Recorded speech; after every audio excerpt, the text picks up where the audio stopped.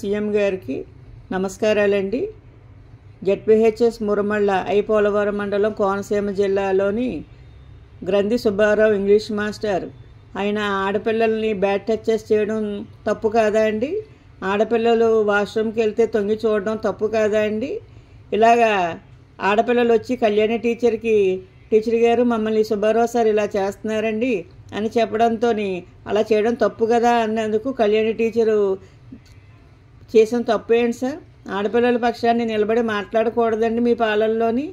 దాంట్లో బుచ్చిరాజు గారి దగ్గరికి తప్పు చేసిన మాస్టర్ వెళ్ళి ఏడ్చేసాడటండి, సార్ మమ్మల్ని రక్షించండి, ఆవిడ గొడవల టీచర్ అని చెప్పేసి.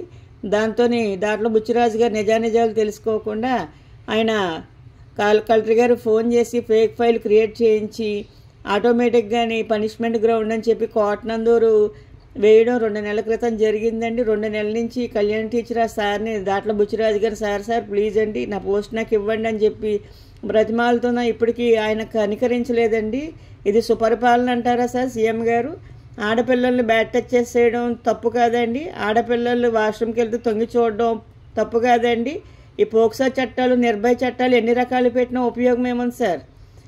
ఆడపిల్లలు బాధపడుతూ ఉంటే అది తప్పు అని చెప్పి అడిగిన కళ్యాణి టీచర్ని పనిష్మెంట్ చేయడము ఎంతవరకు న్యాయం సార్ మీ సుపరిపాలనలోని?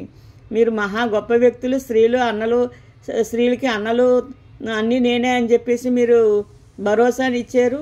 స్త్రీ శక్తి అని చెప్పి ఓ పక్కన నిన్న ఫ్రీ బస్సులు ఇచ్చారు.